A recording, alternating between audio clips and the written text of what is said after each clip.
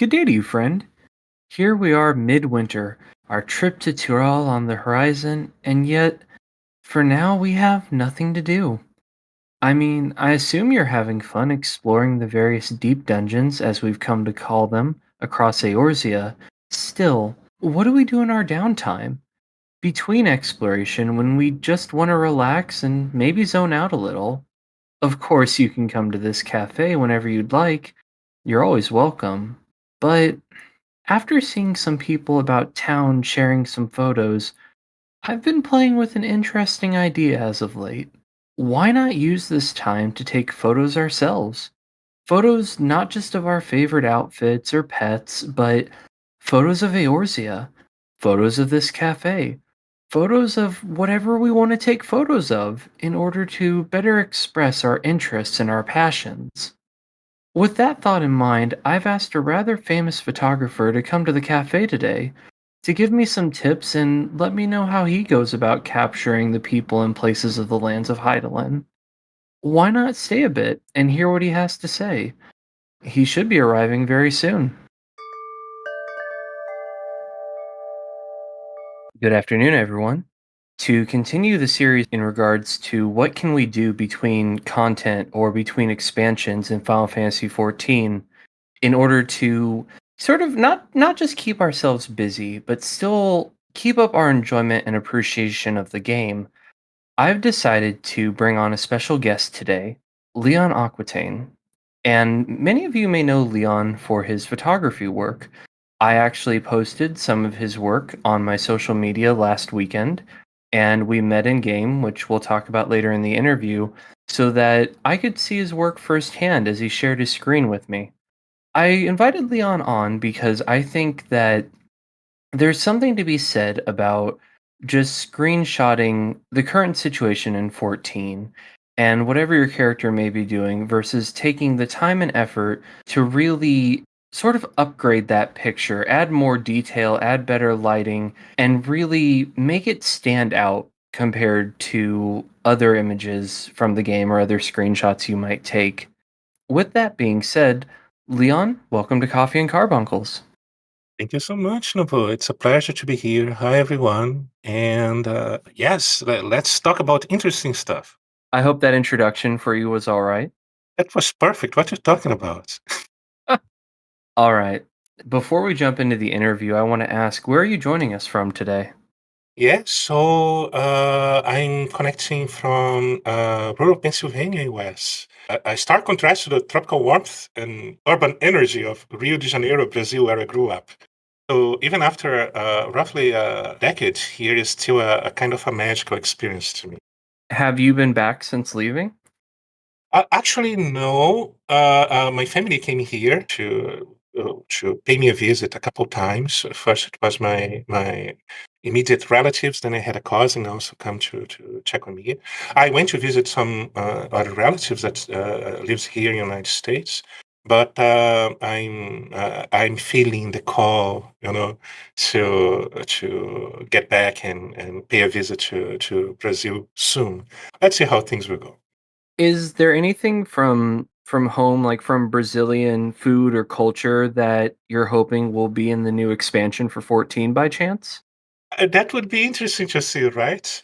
Given the reason how the theme of the new world is fleshed around the cultures in that region. So I wasn't wondering that, but now that you mentioned that, it's something that I'll keep in my radar. I'm looking forward to see what they will bring.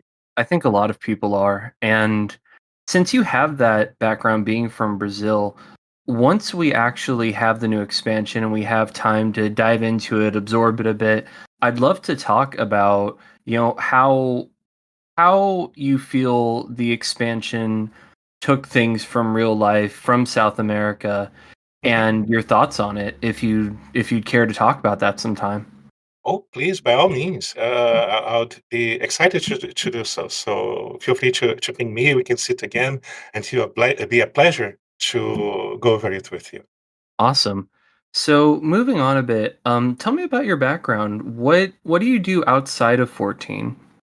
I have very diverse passions. So outside of 14, my hobbies include being an avid reader. I prefer nonfiction, but it goes way around. I read a lot of manga. And I just like to because I also read fiction. I contribute and maintain some open source projects, and and I also do a little bit of video and audio production on the side, very small stuff, just to get, for example, better presentation for glam sets, this kind of stuff. And I also indulge in some Dungeons and Dragons sessions twice a week with a group of friends that I collected from the previous years on Final Fantasy. And sometimes I squeeze some Warframe and War Thunder quality time as well. That's cool. Is the D&D also Final Fantasy based then, or is it more like traditional D&D?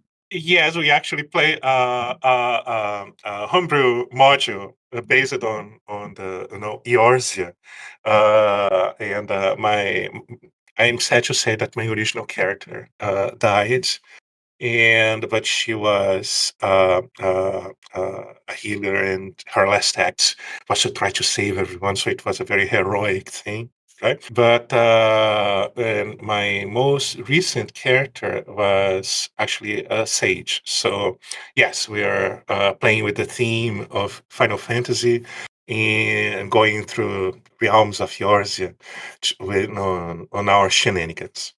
And I know you've told me quite a bit. You're rather proud of your IRL profession. So why don't you talk about that for a minute? Yeah, so in real life, I have a slightly different field of expertise. An enterprise architect for almost 5 years. I've been working prior to that, I've been working as a software engineer for a long time. For those into the trade, I'm a Microsoft stack based professional. I play daily with things like C Sharp, .NET, this kind of stuff.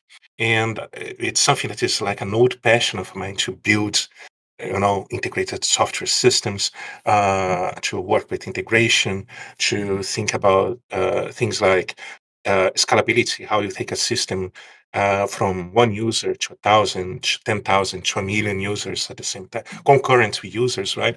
So it's kind of like a puzzle of sorts to come up with this kind of organic tuned systems to serve this kind of purpose, right? So then when 14 talked a lot about its growing user base and lag and server congestions, were you sitting there going, I have ideas? It's very hard to control myself because, again, I think this is kind of natural, right? For any kind of specialist to say, hey, they're talking about, oh, I would do this much better. You wouldn't. You have no idea what the problem is. Shut up. And I say this because it's very hard to compare the kind of scenario that we have these days, like modern software development, right? With the kind of struggles that 14 had to experience when it was originally created. We're not talking about Unity engine, We are not talking about cloud deployments. We are talking about something that was written for a platform that existed 15 years ago. The kind of limitations in technologies, databases, data persistence, right? Data storage, network communication, network topology, all of these topics we are kind of envision how does the clock that is Final Fantasy, the servers, right? How do they tick? They don't tick as normal, or should I say, modern solutions tick. It's probably a very old code base. They are specialists on that specific code base. I think it's kind of a miracle that things run the way they run, like stable, right? So I have a deep respect for their work in that regard. I had no idea how they managed to deploy that specific setup on our test cloud servers, right? That they opened recently, and I think that's a marvel of monolithic engineering. So for all the faults that can attribute to the game because of older technology being implemented, I still think that they have what we see playing the game is a reflection of a deep understanding, deep knowledge of the platform, what the technological requirements it entails, right? And how they can still keep introducing new contents with minimal breakages happening to it. So let me take the moment to praise their achievements in keeping this machine chugging for this long. That's interesting. It'll also be really interesting to see how they advance things going forward. Like for instance, they're doing the graphics update, but also changing things in like ARR and Heaven's Word. I think it'll be really, really neat. So, how did you come to the Final Fantasy franchise? Is 14 your first game in the series? Oh no! To tell the truth, it started with the original Final Fantasy for the MSX2 platform. And that may be a hint on how old I actually am. MSX2 was a computer platform that was developed in the 1980s. It saw great success in Japan and also in my native Brazil. And the interesting part is the MS part of MSX means that it was made by Microsoft. So it's a platform that they created or that they designed at that time. I think with Panasonic, if I remember correctly, Japan. And in Brazil, we had a few manufacturers like Gradiente and I think Philips that had machines out that were compliant to this standard. And original Final Fantasy, if I remember correctly, again, it's been a while. I think it was originally released for that specific platform. It was fascinating, given the limitations of the infrastructure, right?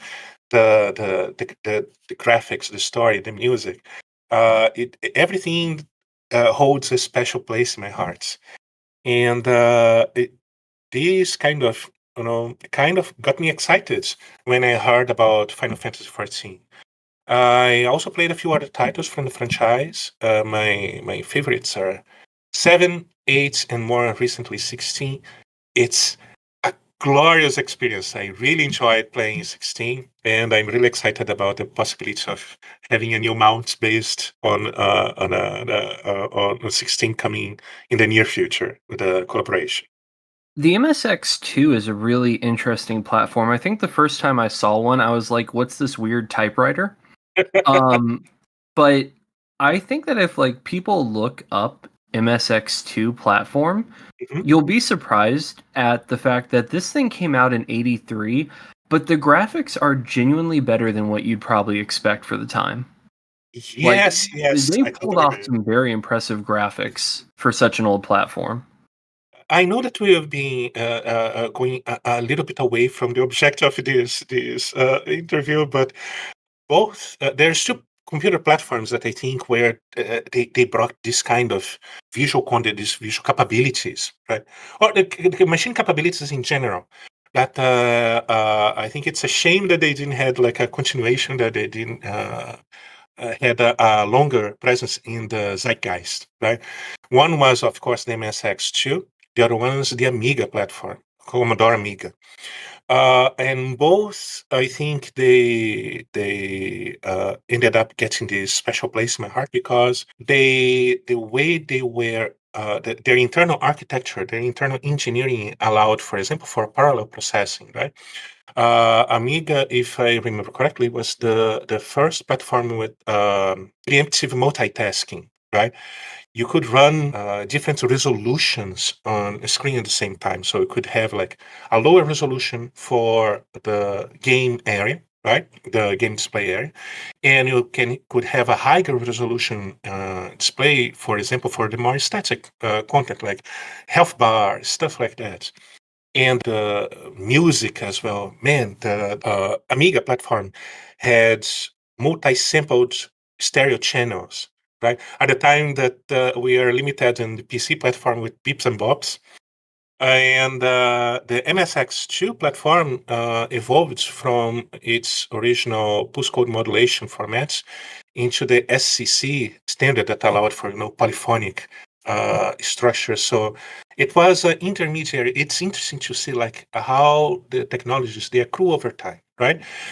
Use the MSX2 was an 8-bit platform, but the kind of audio that it could generate with the sound extensions were pretty on par with 16-bit platforms that existed at the time as well.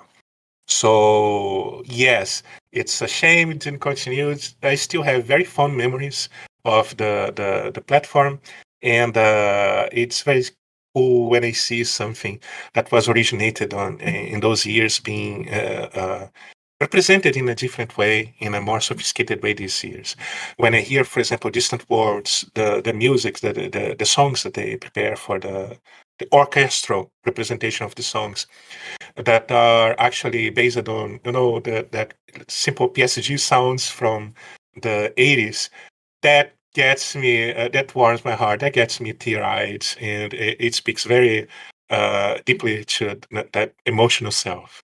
And I think that it's important to keep these sort of things in mind, especially in today's interview where we're talking about photography in Final Fantasy XIV, because what I'd like the listeners to remember is that Final Fantasy XIV has great graphics. A lot of us love the game, we love the world, thus why photography in the first place, but those graphics certainly didn't spring up overnight. They had an origin. They started, all the way back before 1983. And it's really neat sometimes to think about things like the Commodore, things like previous older generations of not only Final Fantasy games, but gaming systems, to really put into perspective how far we've come. Yeah, I certainly agree with that. Several franchises that we see today, they had its origins on these older games, right? That had to be very how can I say this?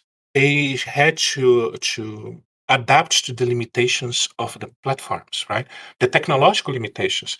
Computers at the time couldn't show more than 250 pixels per 192, if I remember correctly, and it was very limiting. You had like CRT screens, like probably just a TV where you'll be showing those graphics, right? And very specific technologies, very specific approaches were designed at the time to make things work in a pleasing way. For example, what we see today as being sprites and 8-bit graphics, right? This kind of pixel representation, pixel art, it is actually echo, a reverberation, so to say, of what was actually a physical limitation of those machines that artists had to push to to their limits to get something richer, to get a better representation out of it. So when you hear a chiptune sound and see how sophisticated that style can be, or if you see a game like Octopath Traveler, right, that have those kind of 2D approach to the characters in a 3D world, and that kind of visual richness, right? That speaks a lot of the kind of effort that was put by these ancient artists, these artists of old, to get a better experience of the limitations of the machine. So, all this is to say, dear listener, you may hear a chiptune version of a 14 song, or you may look at, for instance, Deep Dungeon and its pixelated versions of the classes and go, oh, that's retro, oh, that's quaint, but don't forget, just a little bit ago, that was peak graphics and peak music for the time period. With that all being said, Leon, what brought you to Final Fantasy XIV? Right. So it was kind of a combination of nostalgia, of course, because of my prior interaction with the games in the series. And at the time, I finished a cycle of playing on Lord of the Rings online with my wife, right? And we're kind of looking for a game that could play together after a long haul with it.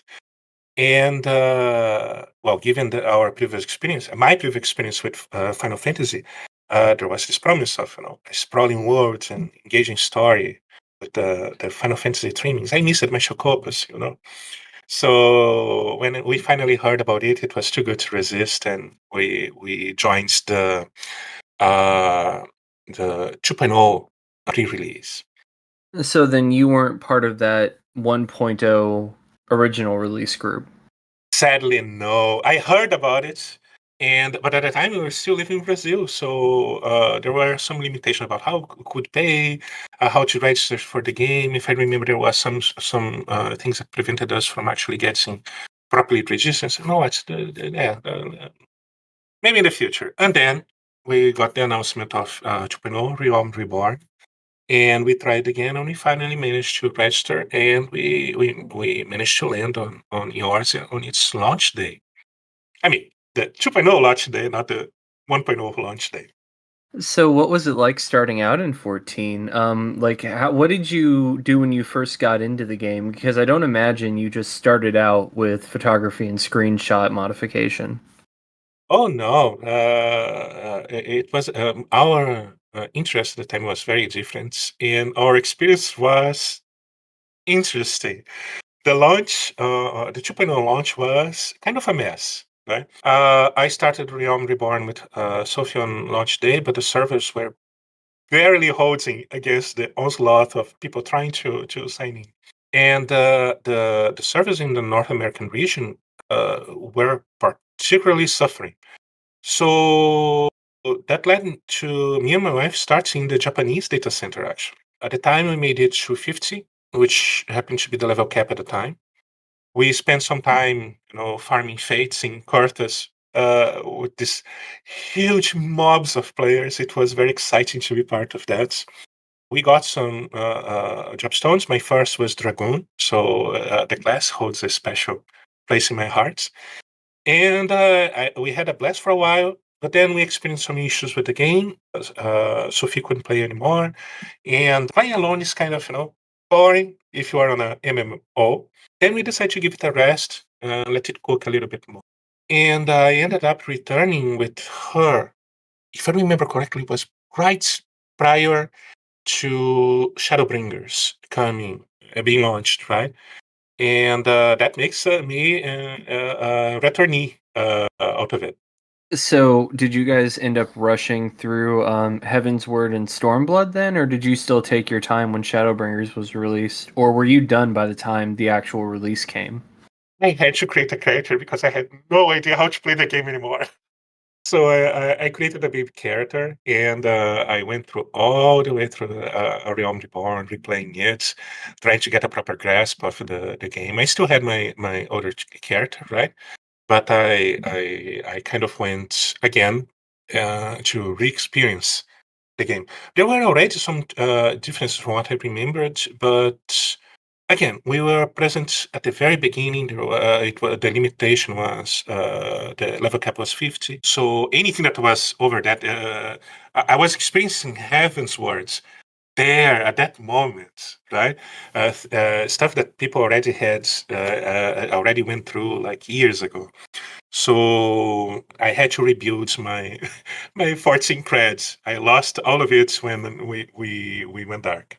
So, when did you first really fall in love with the graphics of Final Fantasy XIV? Was it a certain area or a certain quest that made you go, you know, this is really stunning? Well, the graphics of the game truly captured me over time. So there was no specific particular area or quest that initially gave me that wow factor, right? Which is not to say that the game isn't gorgeous, because it is. It's just that the whole visual experience contributed to the wow factor, right?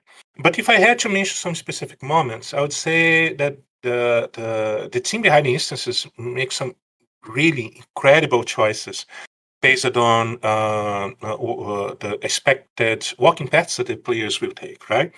So the way they unfold the scenarios in front of the user. So dungeons, for example, and raids as well. Particularly, to me, it was the starting of the Stormblood ones, right? That all moments when you walk into a really gorgeous scenario. So some come to mind, like for example, Shisu of the Violet Tides, right? Where at the start of the instance we land on a top sandy hill under the sea. There's this ominous Japanese style castle in the shadows, right? With these underwater god rays washing over it, right? So, and then when you approach the castle entrance, and there's this highly a geometric sequence of painted panels that opens up, right? It creates this kind of amazing framing for the contents. Or, for example, the light shafts and vibrant colors inside Doma Castle, right? When you see, when you just look around and start the instance and look around, you have these undamaged structures, right? And they make such good job at creating this environmental introduction to the story they want to tell, right? And it's these tiny little bits, these moments of a visual grandeur, right? Of when you land on a specific path or a specific part of the story, and you are presented with this scenario, and it immediately tells a story to you, right? I think this is the moment when the visuals captured me and said, okay, this there's something special here. It's not just someone that got some assets from visual assets, glued it together, made the road. Yeah, let's call it a day. No, there is like this care with the visual representation of an idea. That makes a lot of sense. There's there are so many places in 14 that are just you can tell they put a lot of time and a lot of effort. And even now, I mean, having played since A Realm Reborn, you experienced it. We were doing our photo session last Saturday, and at one point we stopped, and I was like, "The sky looks so beautiful." Yes, and to me, this is one of the best parts of this kind of experience, right? It's discovering these tiny little bits, these hidden treasures, right, in the contents. And sometimes it's not just the stories, the tiny little stories that are added to flesh out the worlds, but of course the vistas, right? The way, for example, the skies are characterized differently in different regions. If you go to, for example, the Sky Pirates area, and you have this completely unclouded, this gorgeous blue sky, and this perfect golden hour when the sun is coming out, right? It is made with care and it is made to wow. And I would say that they really managed to achieve it. So before we go into the pictures themselves, I should ask, are you a big fan of vistas in the game? Do you have your sightseeing log mostly filled out? I'm sad to say that I didn't fulfill my log yet because I have kind of a squirrel mind with content. So it's very easy for me to go squirrel and look away and start doing something else, right? But yes, I absolutely love the vistas in the game. That's the kind of virtual photography style that I actually spend most time on. There's this richness of there's so many different kinds of styles, kinds of presentation for the vistas, and I often see myself lancing on a duty, right, for the dailies. And oh, this place, this dungeon that I haven't visited in, I don't know, 2 years. And if you just go looking around for a specific corner and make a game out of that, right? If you just go looking to the corner and say, "Oh, they took care of this. This is such a nice little detail." So I have this extra enjoyment of the game that this kind of event brings me. So before we finish and wrap up part one, do you have any particular areas in the game that are your favorite? Any favorite vistas or like small spots in dungeons? Lots of them, too many to count, but let's see. Some of my some of my current favorite vistas include raid instance, for example, like Aglaya and Euphrazine, as well as accessible duty spaces, dungeons like Hawk Manor and the Great Gobal Library is like an excellent place for this kind of, royal kind of composition shots, right? And the austerity of the vaults, right? These hard lights filtering through the pianos and projecting this kind of sandy ashed tones to the cathedral. Those are very impactful places, right? And I often see myself coming back for glam shots. Yeah, I definitely agree. Especially with a place like the Vault that's iconic not only for story related reasons, but just because you can tell that the work they put into the music, the lighting, the scenery there is really next level. Yes, I certainly agree with that. All right, everyone, Leon and I are going to take a little bit of a break. And then in part two, we're going to dive into Leon's photography and how he does what he does. So please stay tuned, and we'll see you when we get back.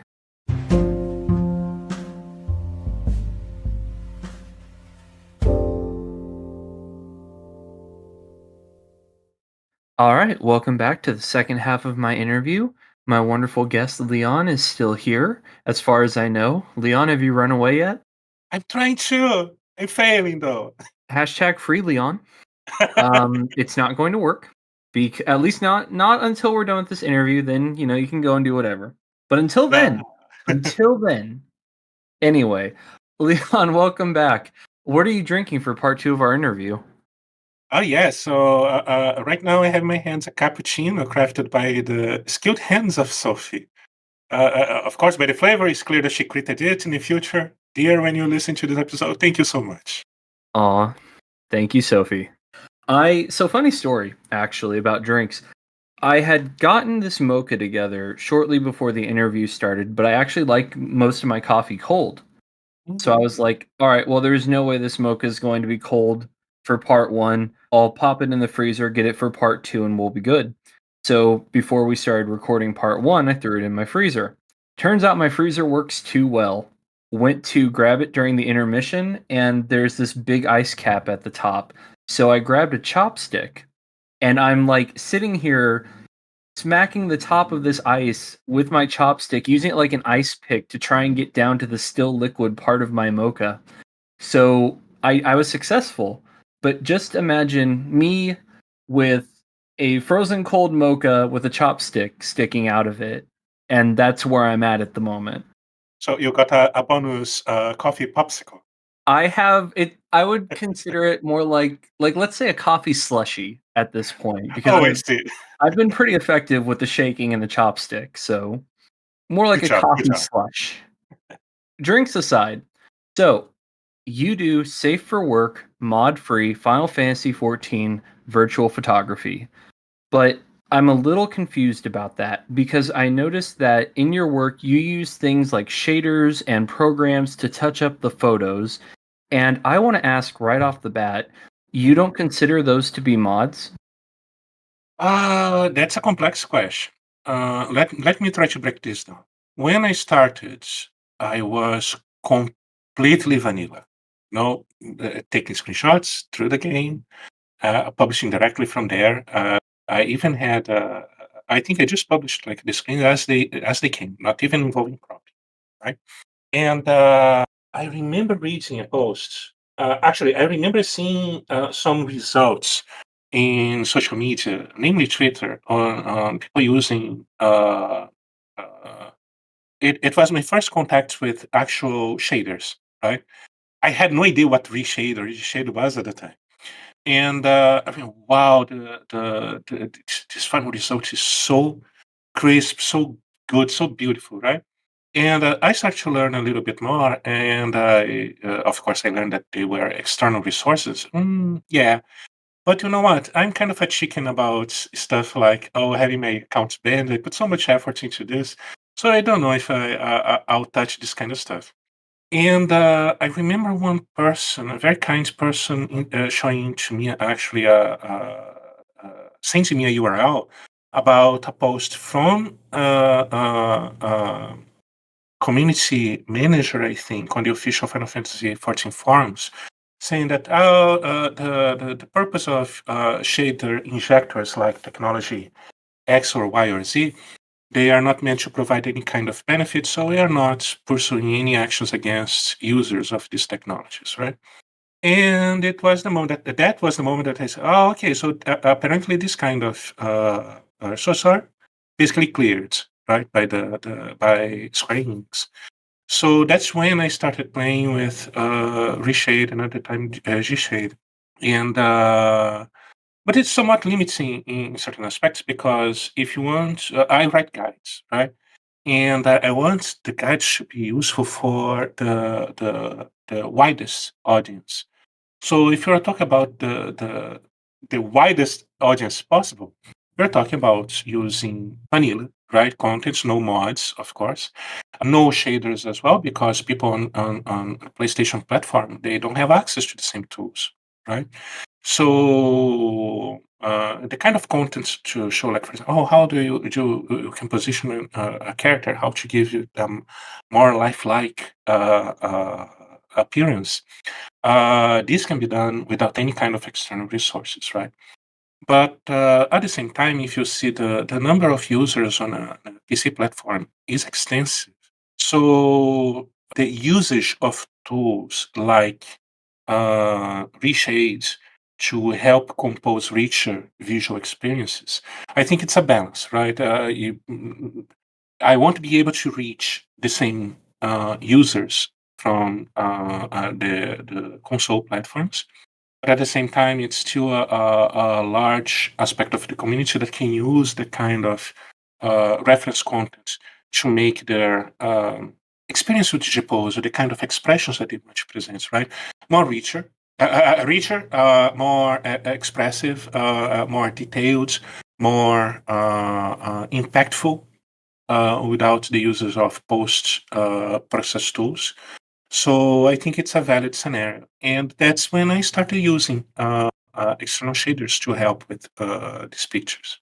And if you're talking about suitable for work content, I'm personally, I can see the beauty of certain artwork that expresses user expressions and poses that may not be considered suitable for work, right? But I think for the kind of content that I'd like to see, that I'd like to express, working within the limits of suitable for work boundaries. It works well. It allows for a lot of different expressions, rich expressions to tell the kind of story that I like to tell. And because of that, I try to keep to this kind of usage, not suitable for work.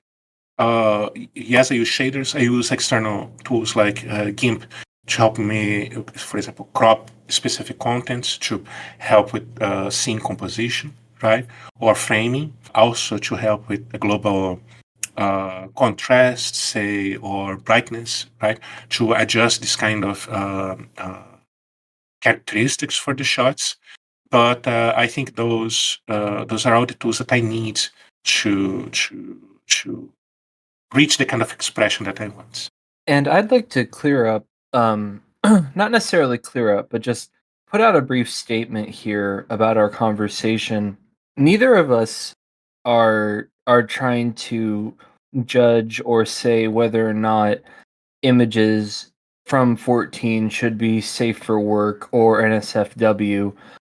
But what I will highlight in regards to this interview is that Leon's guides and his tutorials and all of that, techniques that you can use for SFW content, you could easily take those and apply them to any type of screenshot, any type of picture from 14, regardless of what the focus of that picture happens to be. So keep in mind that a lot of this stuff is going to be universal, regardless of what aspect of 14 you're trying to capture. That's correct. And interesting that you're mentioning this topic because recently, at the time of this interview, I had the pleasure to participate in a discussion taking place on Blue Sky exactly about this topic of mod usage, right? And one of the members of that community, Connor, she mentioned that she came from uh, PlayStation, right? She came from console, so she had no access to this kind of tools. And she still feels guilty about using things like, for example, mods. And said, no, no one should feel guilty. They're just different aspects of expression, right? Some people prefer the aesthetics of vanilla contents, right? Some people prefer to add some flair to their expression. I add some flair through the shaders. It doesn't mean that the people that uses mods uh, are less valid, or the people that only use vanilla shots, they create less artful work, right? There are different ways, different types. It may be tied to different limitations or different preferences in expressions. All of them are valid. So yes, keep doing your work. It's gorgeous, beautiful artwork being done out there in all these different areas within the community, and it warms my heart to see these expressions out there.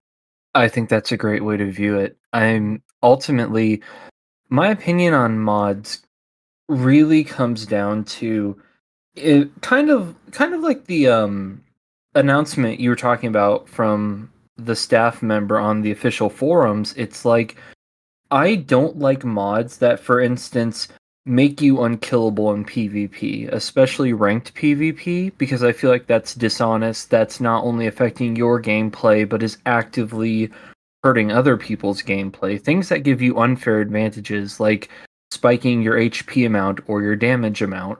But when it comes to things, mods that are purely aesthetic, that don't affect numbers or ranks, and are purely just you expressing your character how you feel, they should look, or you want to express them, I fall into the camp of that's fine. That's fine. However artistic you want to take your character, I say go for it. Yes, I'm right there with you. Cheats, uh, they speak more about the person using it, the tools that automate the game, or tools that enhance the game in such a way that to give an unfair advantage. That speaks about the person using it. You don't need it. You can do it without those tools. Give it a try, and you feel more proud. You feel glad that you did it. You feel proud of yourself by achieving it by your own means. It's getting to those spaces by your own merits. It's incredible. I had I'm not a raider, right? I participated in a few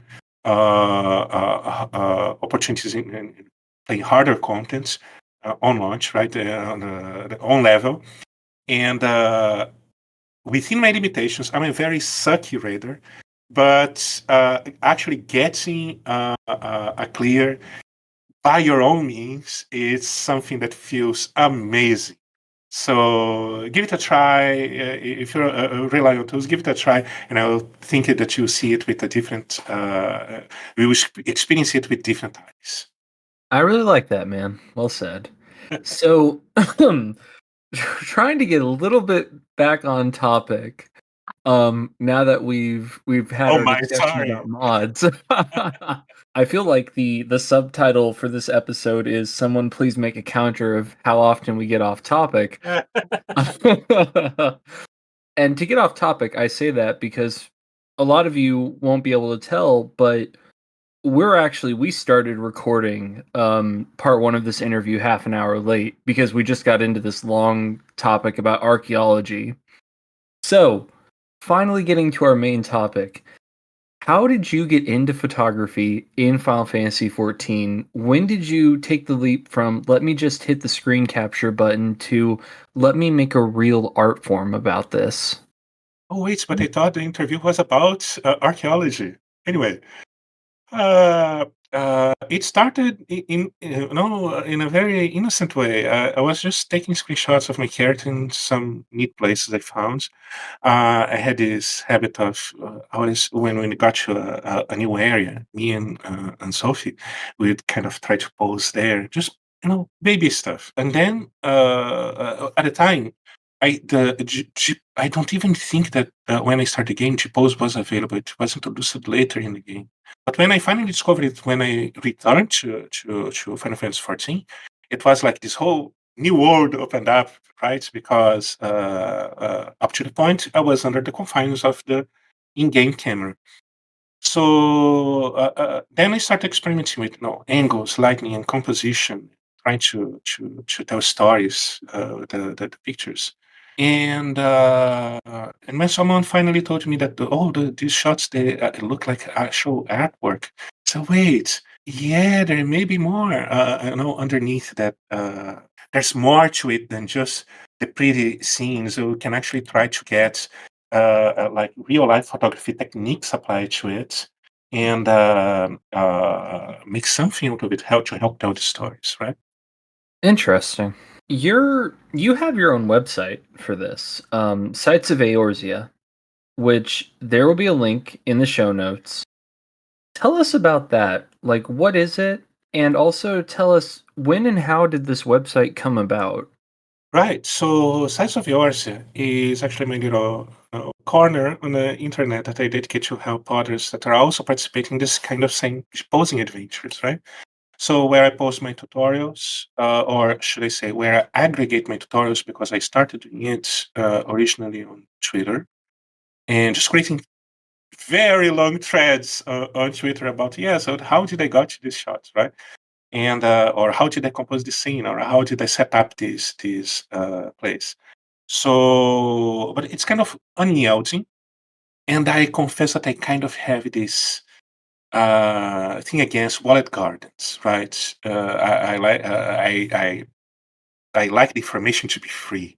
So I started gathering the guides that created and posted on Twitter, the guides that I wrote for Tumblr, and I'm trying to get them into a friendlier format to be shared around. So that was the reason for sites ours to come up. And it also have like a location feature that helps people search specific scenarios by say things like the moods, the theme of specific place, characteristics, right? And because this is a struggle that I have, I come up with a glam that is say very divine in nature. I have lots of white and golds and sparkly stuff, and say, okay, where should I pose this to get the most of the glam, right? To help frame the characteristics of the glam. So yes, of course, I have a mental list. There's always this place that have these specific characteristics that would speak more to that would provide a better synergy with the glam, right? And to help me memorize, I actually had like this spreadsheet certain topics. Oh yes, this place here, Aglaya, has marble floor and golden trees and blue skies. And I said, well, this can actually be something that I can put out there so people can actually play with it, right? So that's how the locations feature on Sites of Yours came to be. It's actually integrated with our Discord. Players can go there on a specific channel, locations channel, post their pictures, and they specify, oh, this was the place where I took this picture, and these are the tags that associate with the scene. If it's a darker place, we can say set the moods for it. It's dark, it's cold, it does has blue tones to it, right?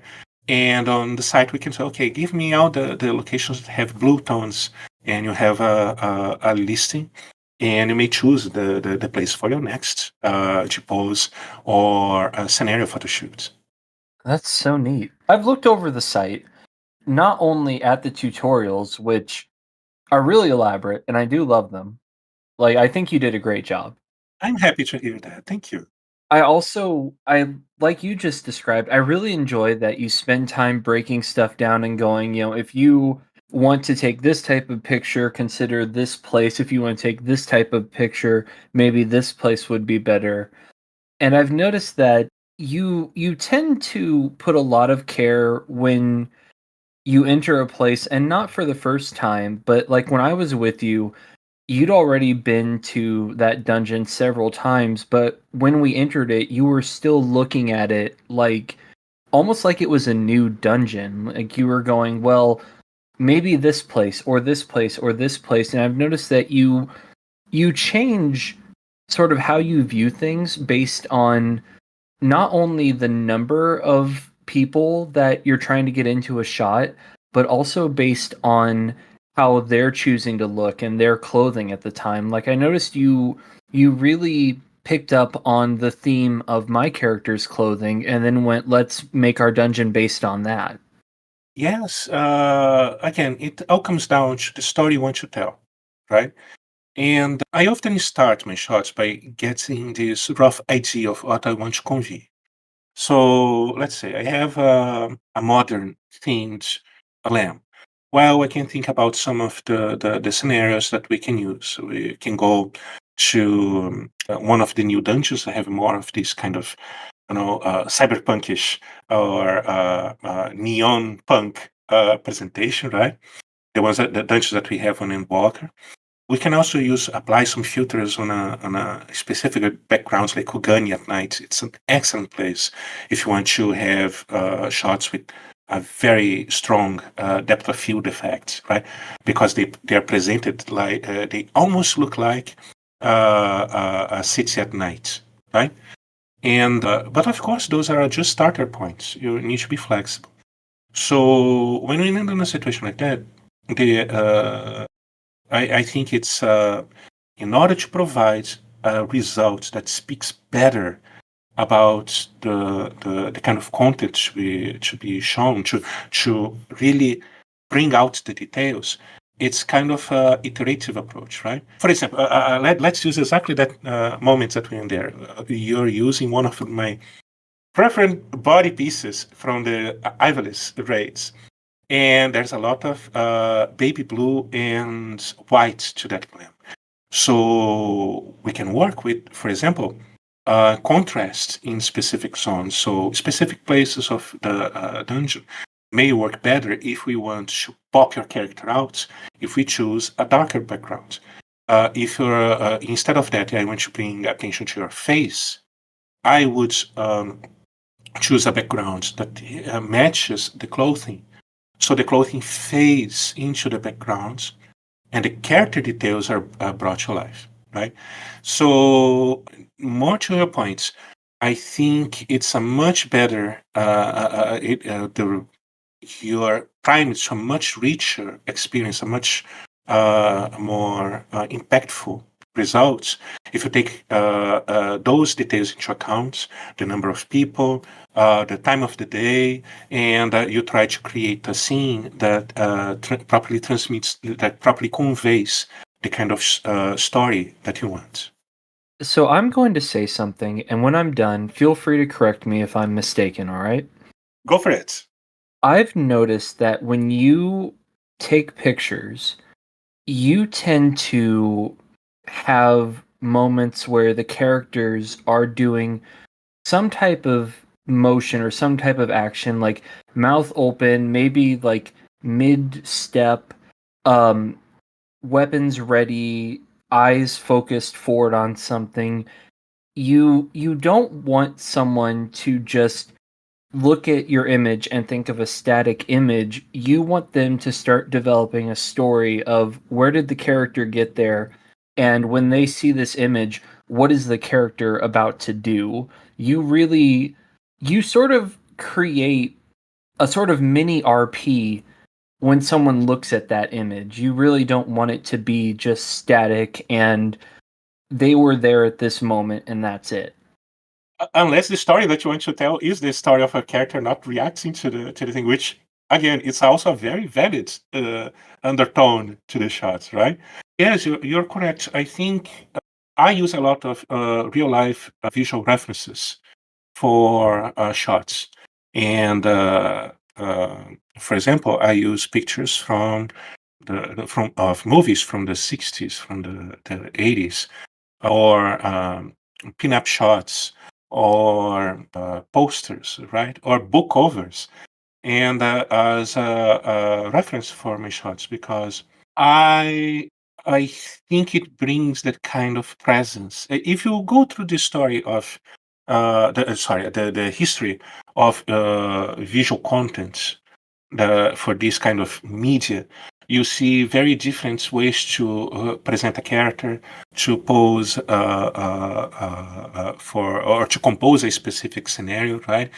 And I found it fascinating that with tools like Gpose, we can actually reproduce that. There's a couple of content authors on Tumblr that they try to replicate older paintings from the 600s, from the 1600s, the 1800s, using Gpose, and I find that like, wow, this is so cool to see this kind of result. And you can see that there is a lot of attention that is placed, for example, to this face, to the expression, right?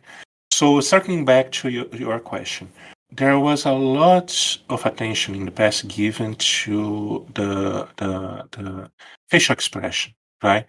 And there are available tools inside Gpose that allows for the same kind of representation, this kind of freshness, this kind of uh, uh, uh, a presentation of being alive, right? Of that scene that brings these kinds of expressions of joy, of sorrow, but they are very heavily represented by facial expressions. So yes, you may see a lot of. I waste a lot of time doing those, but the idea is exactly to get that kind of presentation brought to life. Did I actually answer your question? Well, I think it's really neat because it helps sort of bring another level to the photography you do. Is that when you say storytelling, there are definitely layers to that story that you're trying to present. Correct. It's not only. uh, let me pull back a little bit. Sometimes when you land on a specific scenario, you have like, oh, I have this awesome gland that I want to show off. You may land on specific compositions, or you may have an initial idea that, oh yes, I can try to convey this kind of emotion, right? But you may land on a specific scenario, on a specific scene composition that is so much better suited to tell a different story that also aligns with that kind of character that you have at that moment, right? But it completely deviates from the original purpose.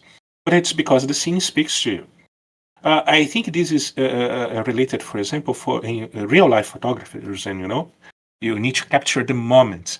As much as you want to capture a specific scene, as much planning that you involve on or getting specific gear prepared, specific lenses, specific filters that you can take to the fields, right? To go to a specific place to capture a specific shot, you need to live on the scene. You need to know how to take the opportunity to capture something unique, right? And surprisingly, you have exactly that kind of experience within the boundaries of Final Fantasy XIV on virtual photography, right? If you have the site, if you have a oh, I'm terribly sorry. Yes, my love. What is it? That is talking to a friend. Can we? Smith Dragon. Oh, thank you so much for taking. No, you can't keep them. Okay. Also, Fangs of Poison. Wow. Both of them, they're brothers. I so see. Which one you prefer? Both. I like them. So I think. Oh, this is the right. No, it's not. It's red. Hunter. You did a very good job. To beat me. Can you tell me their stories after I finish here? Okay, thank you very much. No, no. But that is speaking. I'll disturb your story. So go out and I'll talk to it. Thank you. I'm terribly sorry. Hey, it is no problem, man. Where did I? What was the question again? We can redo this part. We were talking about storytelling actually in regards Right. to photos. And yes, and of course my daughter came and she's using craft paper to make these dragons, right? And she's 7 years old, and Well, if you she's think about it, she was crafting these dragons and wanted to tell you the story about them. She was actually on topic. she was totally on topic. She crafted the dragons. I can, of course, you can see it, but the characters have this specific color, and the colors are associated with specific characteristics of the dragons. And I know this because of prior iterations with her on this very same draconic universe that exists in her mind, right? So she's actually telling a story through color composition. So look at that. I would argue that in some ways she's been more on topic than we've been. Totally, totally. She have a much better focus than I do. Okay, okay. So to sort of bring things back in perspective, Yes. what you were saying then is even if you go to someplace with a specific story to tell and an idea in mind, don't be afraid to be flexible about it in case you get there and you decide, but maybe the picture would look better doing this instead or with this glam instead. Yes, you're completely right. Otherwise, you miss risking losing the opportunity to do something that speaks even more to your uh, artistic endeavor, right? I think that's fair, and I agree. I think that's something that you really do have to keep in mind with any type of medium is even if, something isn't necessarily part of the plan, if it makes you happy, if you're like, "Hey, I want to spend time doing this," dive into it. Exactly. I totally agree.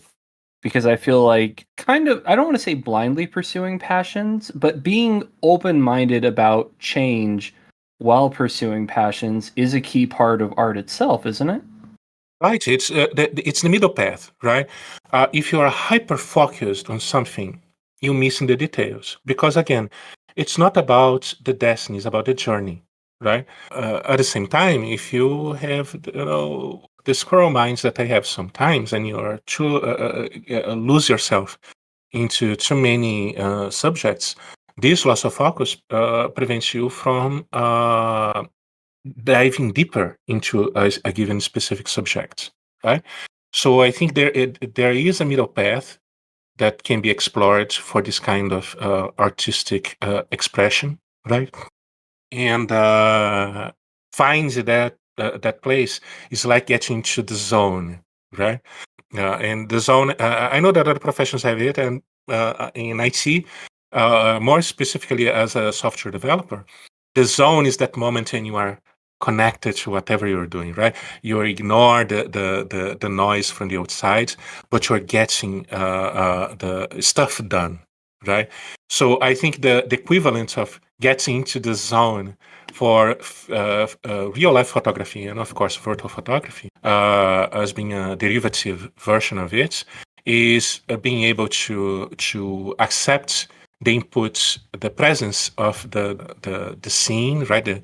The scenario that you are inserted, and meanwhile having that collaborates into telling the story you want to tell. Speaking of telling the story and aiding people in telling the story, I noticed that your website does contain a lot of tutorials, especially for people trying to obviously get better at things like G pose.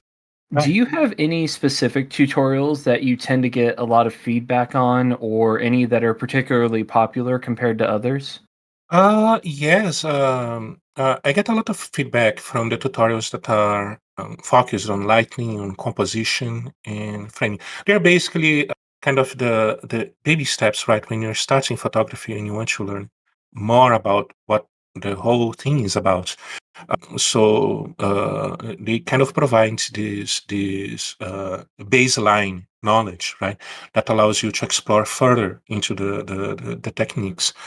But two, I have two that often get feedback, and I often see them being cycled back into the social media zeitgeist, right? That are the one that about dark skinned characters, that was super fun to do. And another one about the budget studio. The one about dark skinned characters, of course, it speaks a lot about two things. One is, of course, the current movements that or the current moments of deeper and well earned deeper acceptance, right, of the subject, and the fact that the engine of the game is not very well suited to represent those skin tones.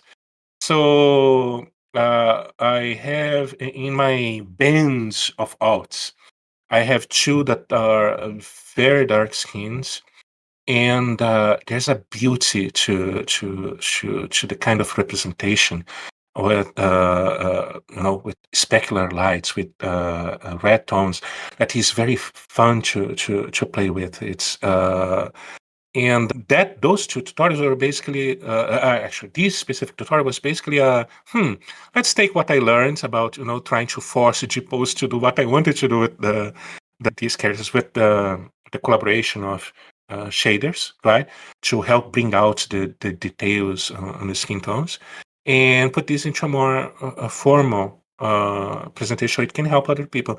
And the feedback was extremely positive on the final results. So this is clearly the one that I get most feedback about. And I've noticed that's also, at least from what I saw online, something that a lot of people were talking about with the graphics updates coming in Dawn Trail is people were really excited about more vibrant, darker skin tones and hopefully a better range of skin tones. And I know that there were quite a lot of people that were pretty excited about that. Oh, I'm very excited about that. I count me as one of them. Uh, if you go back and see the presentation, they have a better handling of, for example, specular light, right? And at the risk of going slightly too deep in this conversation, so when you have, like, for example, a specific material that you have a reflection on top of it, the perfect reflection, like a mirror reflection, you're just picking details from the scene and reflecting it back, right? Specular light is when you have like specific points of a given surface that have very intense reflection, right? And for example, you can see this kind of effects in the wet effect, right? If you have a real life subject and the skin is wet, and you have the sun behind you, have that very strong light reflection on the surface, right?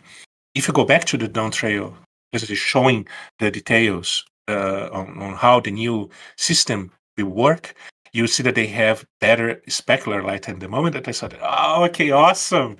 This will make taking shots of character with darker skin so much easier, and it will be a better tone representation. Right, so yeah, I'm totally there. I'm totally looking forward to it. I really want to play with the new engine. So I've noticed that your website focuses a lot on pictures involving people and a lot of tutorials about, people trying to take pictures of their characters, but you yourself seem to have more of a preference for vistas and landscapes. Do you have any particular areas in 14 you enjoy or that you found yourself taking a lot of photos of compared to others? I need to justify the acquisition of an NAS, a network attached storage device, for my screenshots. So that's why I take pictures of vistas. No, I'm joking. Actually, it's the opposite. It's the because I take a lot of pictures that I bought the thing. But yes, panoramic shots, they have this kind of when it's like devoid of people, it's the scene telling the story, right? So I think I that's the part where the in real life amateur photographer speaks. I always enjoy this kind of evocative magic of panoramic shots, right? How they can draw you in and how they can make the the person looking at it part of the story they are silently telling, right?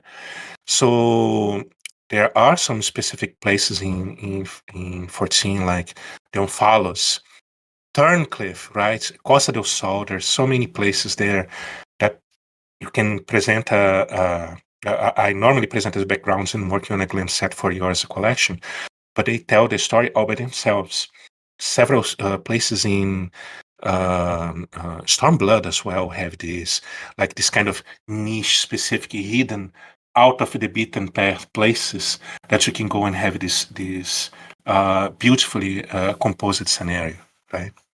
I was really, really moved by some of your pictures of smaller villages and buildings and stuff because you don't just focus in on the building itself. You try and get the building, you try and get the landscape around it as well as some weather and really show, this is the type of environment that whoever uses this building is living in. And that made it very vibrant to me. Yeah, yeah, again, it's part of the story. Yes, that's exactly the kind of stuff that draws me, right? Who lives in this building? Why is this building in such a state? Is it, are these ruins or are these just well lived in spaces? Where does what kind of people live here? What do they think? What do how they conduct their lives, right? So it's interesting because photography is the art of capturing the moment, right? But the moment is not just that single frame in that specific day in a lazy afternoon, right? It's the whole story that predates that moment that helps tell that specific composition helps tell, right? So one of the shots that I like the most of all these, terabytes of screenshots that I took on Final Fantasy is a very simple one that was near um, Gridania, and it's close to the waterfall there, right? It's a super simple shot, but there's this beaten dirt path, right, that takes to it, so it indicates that people go there. There's these fragmented wooden structures close to it, so someone took the time to, of course, in the context of telling the story of that scene, someone build up something there, and this something is not maintained anymore. Why it's not maintained? Does the person does need it anymore? Is the person gone? Or the purpose for it to exist changed, and the structure now needs to change as well. So we as human beings, we are visual creatures, right? And as part of our evolutionary traits, we are primed to tell stories because it helps with our survival. It helped our survival in the past, but it's also a very compelling way to tell a story. So this kind of scene composition, when you capture not only a building or not only a character, but you also try to capture the sky and the cityscape around or the mountainscapes around, and the bodies of water around to help compose and tell a story. I think it's a very good usage of these, evolutionary traits, and to bring a specific emotion to the person witnessing the scene. So last week we met up and we did some screenshots, like I talked about in the first part of the interview. And a lot of people on my social media have now seen those screenshots of my completely unedited, just hit G pose, hit screen cap, post online versus you taking the time to really flesh out the photos, use some editing software, really make them pop. So I was wondering if you could briefly walk us through your photo editing process, like when you and I met in game, or when you're getting ready to take a photo and edit it and do what you do. What angles are you looking for? What programs are you turning on? What's kind of your creative process with this? Right. So, right out of the gate, I often have reshades enabled on my machine, right? So for those who don't know, Reshade is injector. Reshade is basically a platform where you have two main pieces. You have the shaders that are basically tools that help modify specific aspects of the scene. And you have presets that are lists of shaders put in very specific orders with very specific parameters to bring out scenes, enrich the scenes with their specific theme, right? I often launch 14 already with those enabled, hidden by default, right? So I don't lose too much frames per second. And the moment that I say, okay, now let's join a duty and see if I can find a specific scene, or let's get into a scheduled, GPO session and try to get some shots out of it. I come with some pre-cooked ideas of the kind of shaders and presets that I will use, right? So let's use our meeting last week as an example. So I take a look at the character.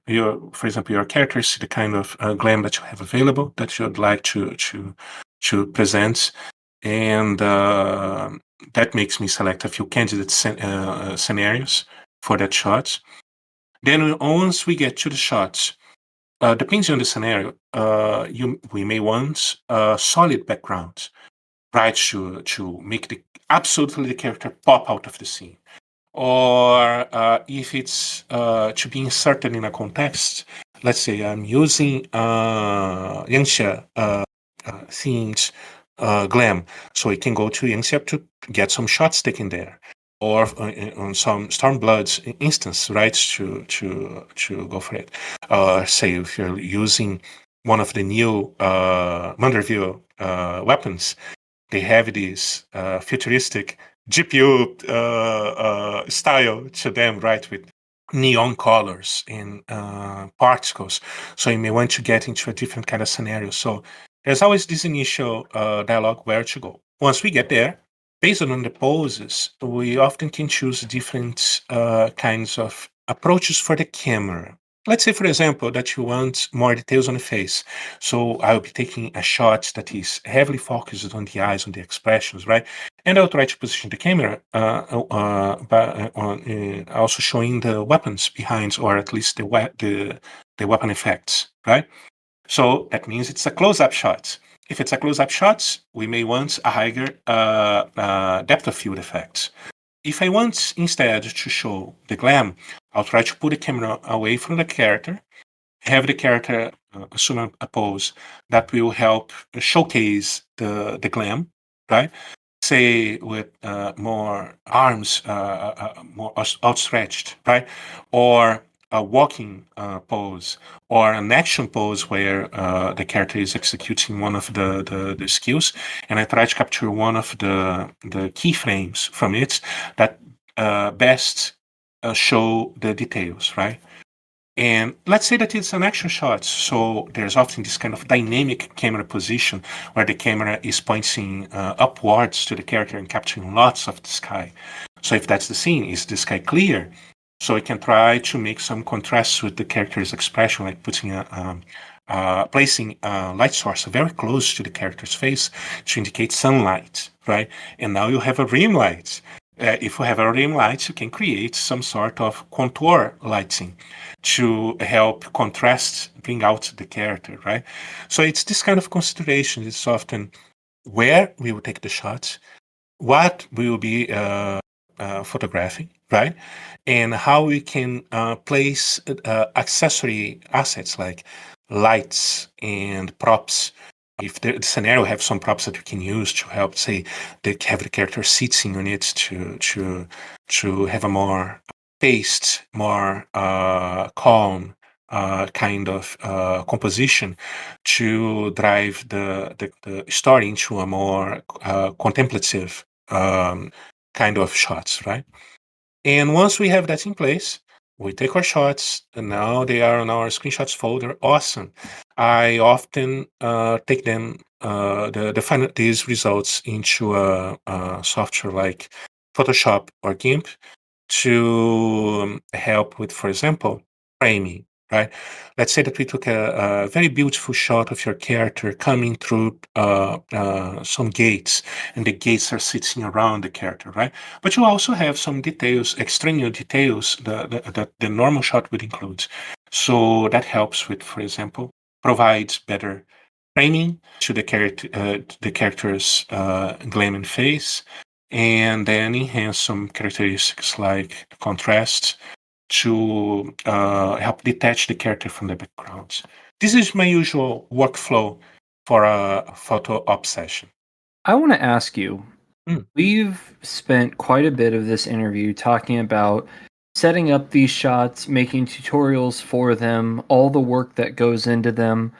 But I want to hear from you. Ultimately, what would you say is the point of this? Why should someone take time learning these programs and figuring out how to use these techniques and take time really editing these photos compared to just, like we mentioned earlier, mhm. going into G Pose and clicking screen capture? What can someone get out of doing this, would you say? I would say there is a concept called serious endeavor, right? And contrary to, for example, just a hobby, a serious endeavor is when you see someone being emotionally invested into a specific subject or a specific technology or a specific technique, right? And you can see this being represented, for example, in people that keep freeware or open source projects going, right? Why are they doing that? They're not getting any money out of it, right? So why are they doing it?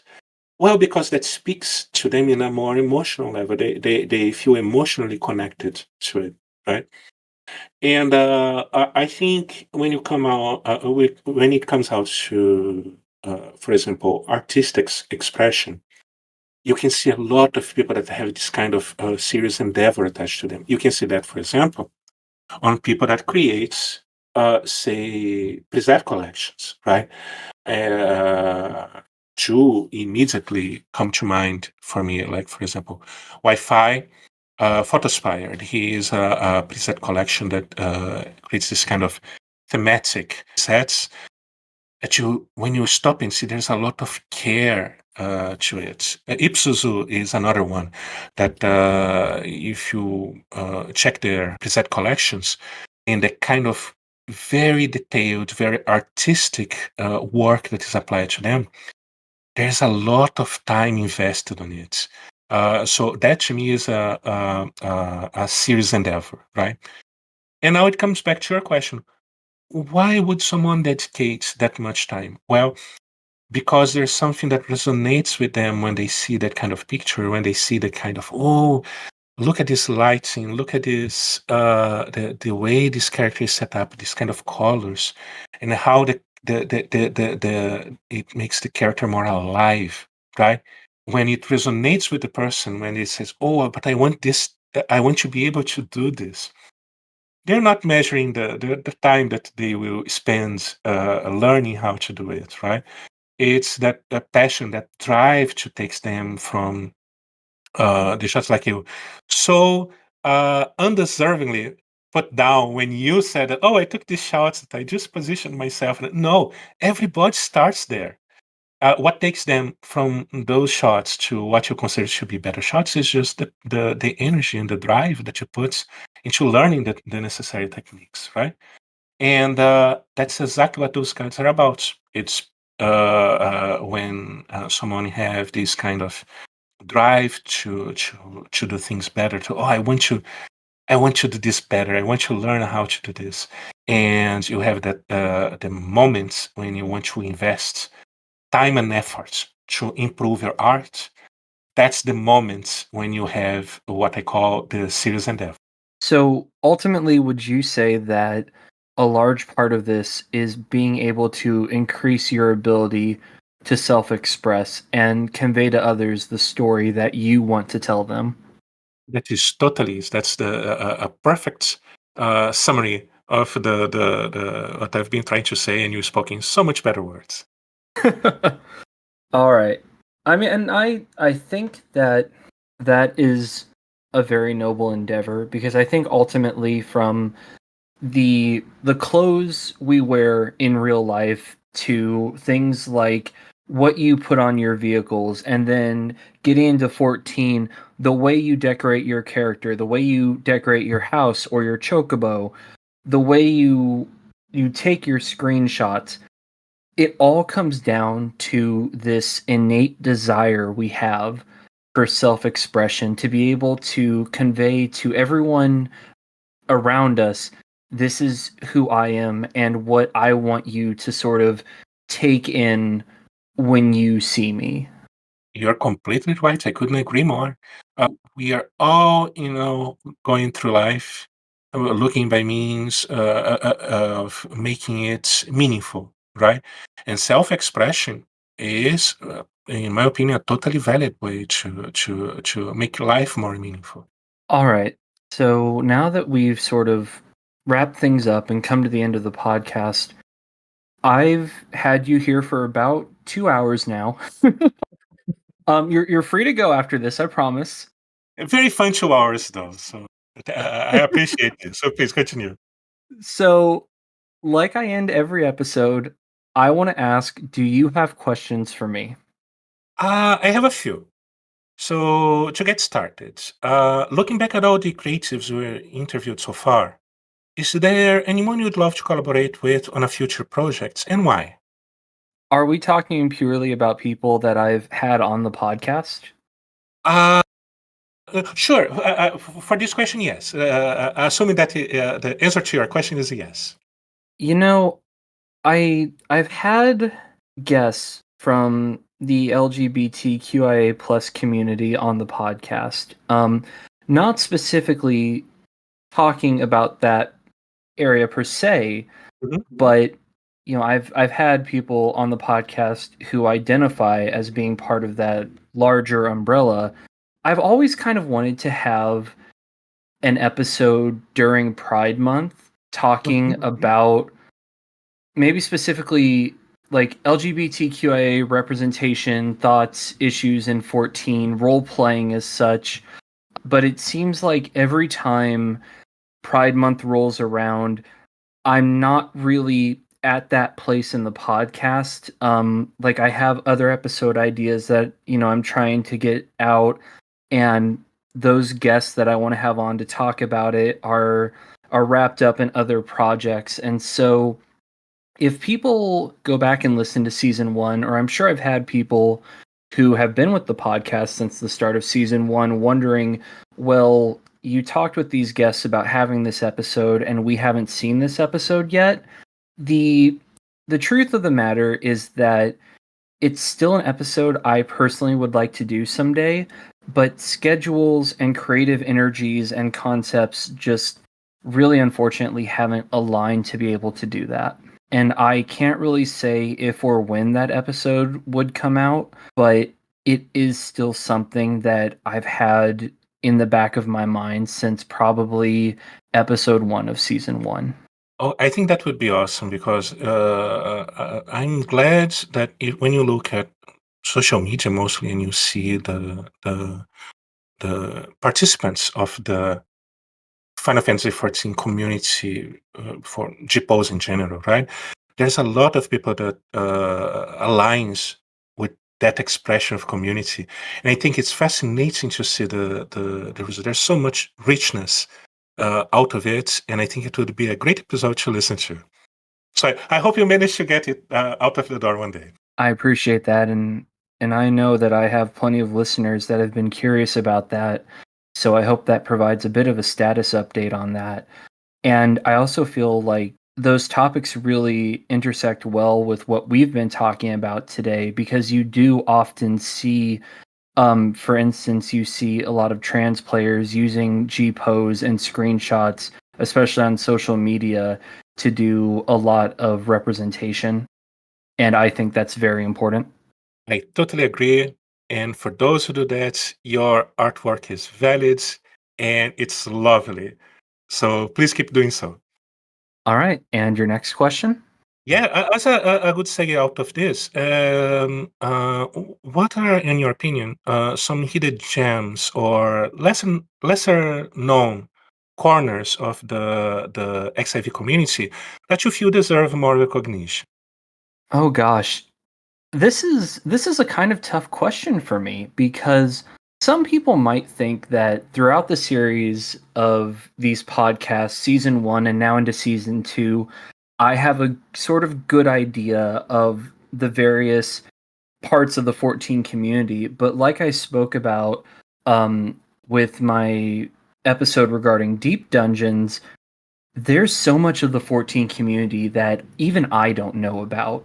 Yes, I So many agree. corners of the community that I said in season 1, I believe it was in my wrap up episode, episode 10. I feel like the 14 community is sort of this giant lake, and at any given time, you're standing on the seashore or you're standing, on a sandbank looking out at this lake.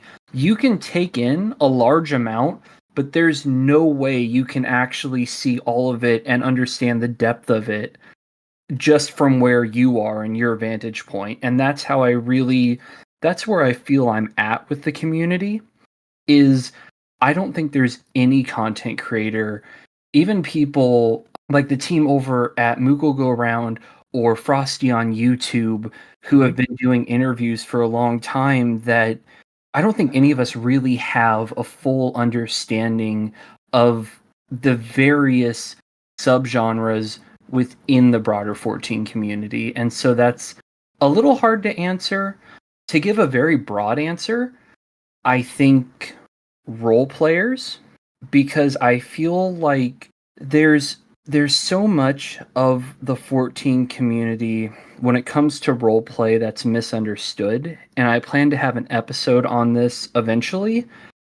When you hear role players, there's some type of image that pops into your head. If you've done a lot of tabletop Dungeon and Dragons type RPing, you think of that. If you have some bad experiences with RP, you think of people that do ERP specifically. Mhm.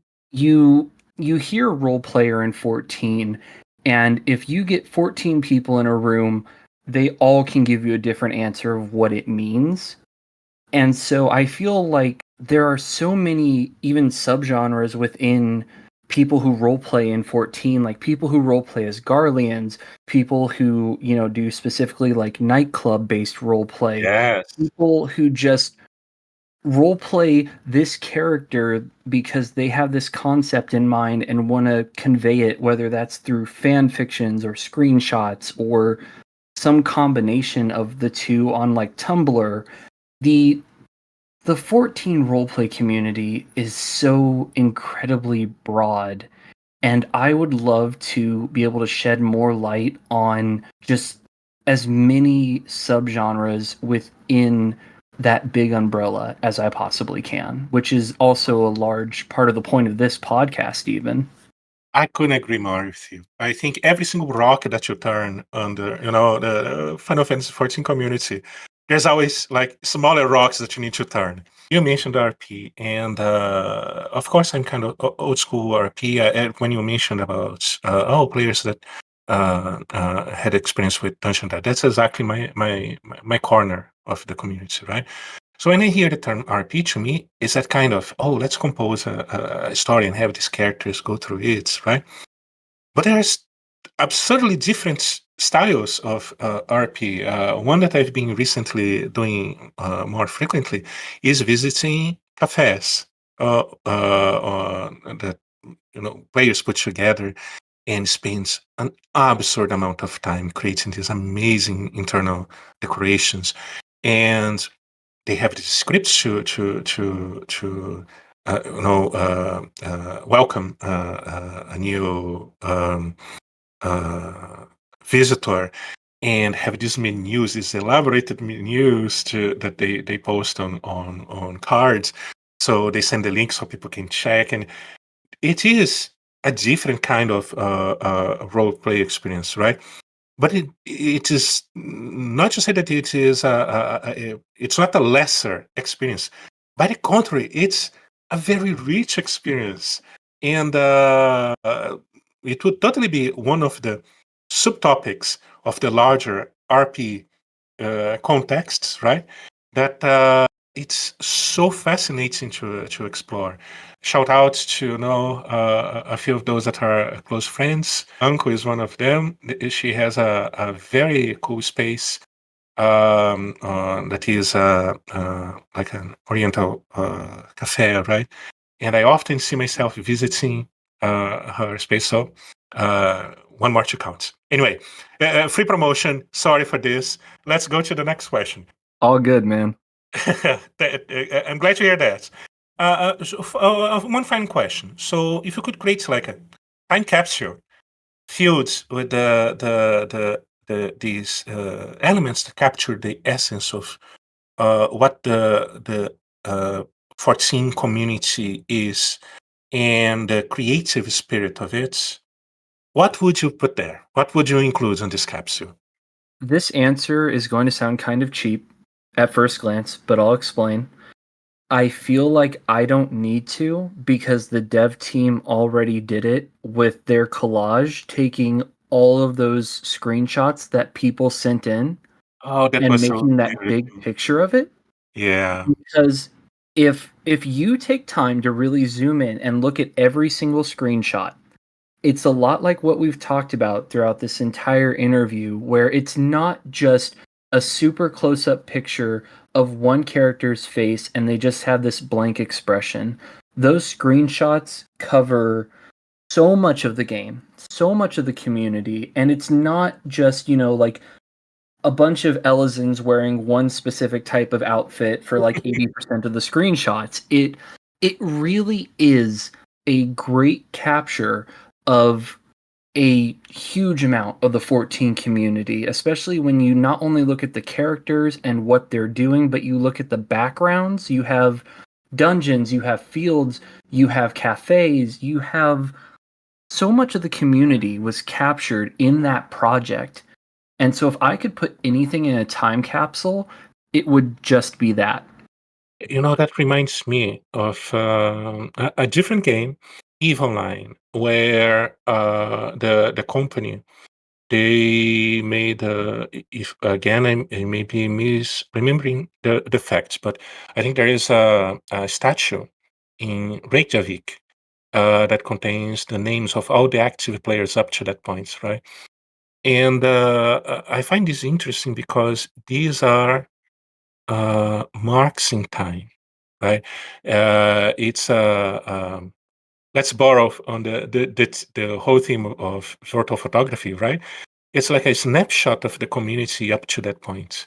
And if you look at these kind of compositions, with all the faces, all the different expressions, every single person that submitted that one picture, first of all, you need to have the drive to submit, right?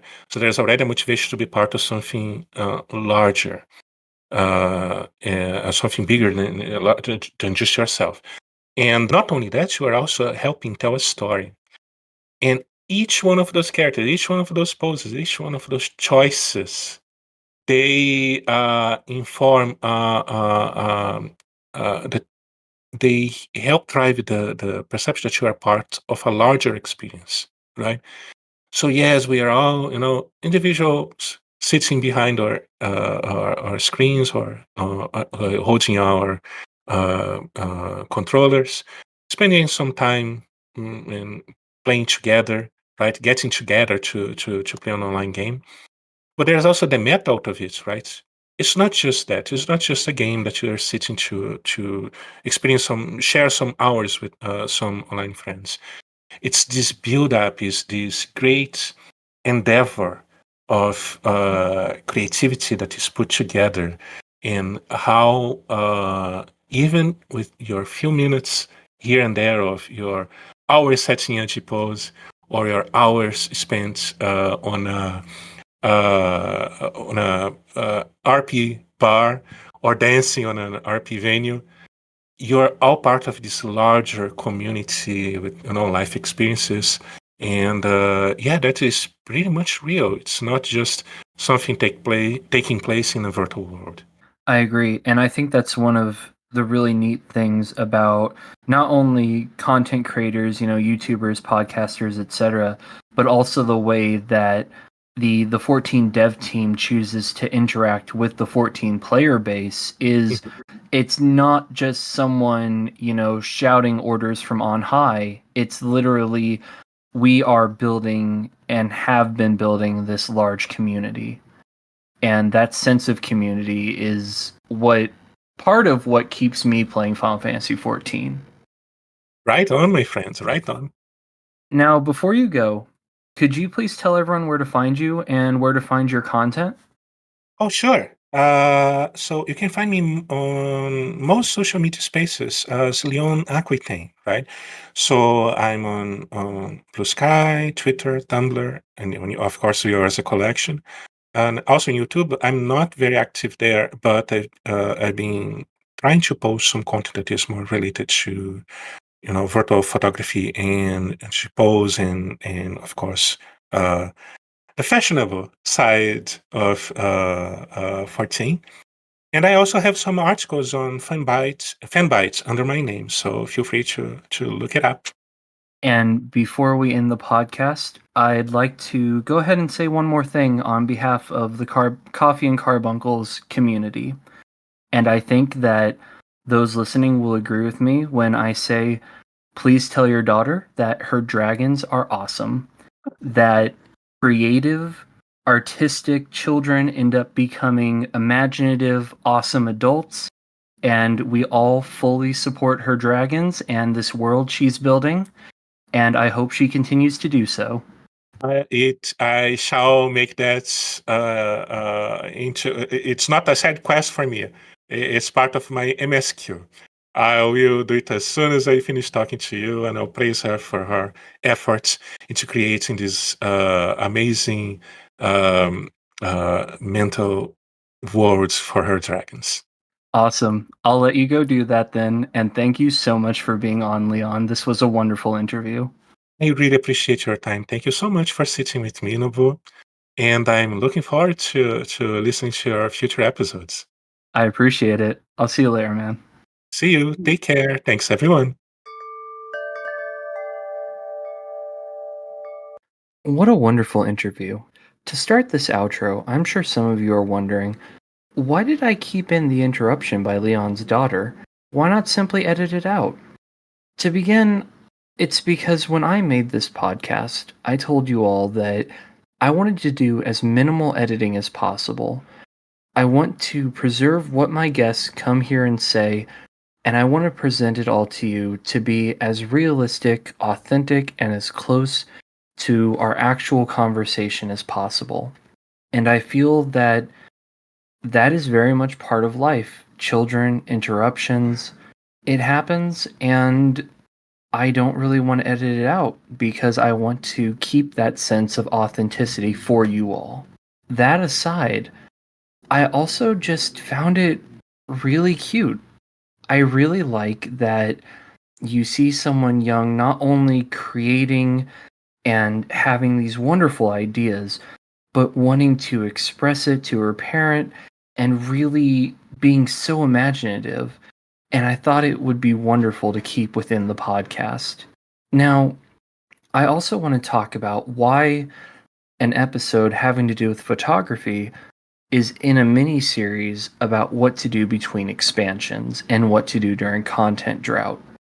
I feel like when we're busy with MSQ or raids or whatever content we're trying to clear, we may take a quick screenshot to memorialize the moment, but when we're really trying to get through that content, screenshots and how they look may not be at the forefront of our minds.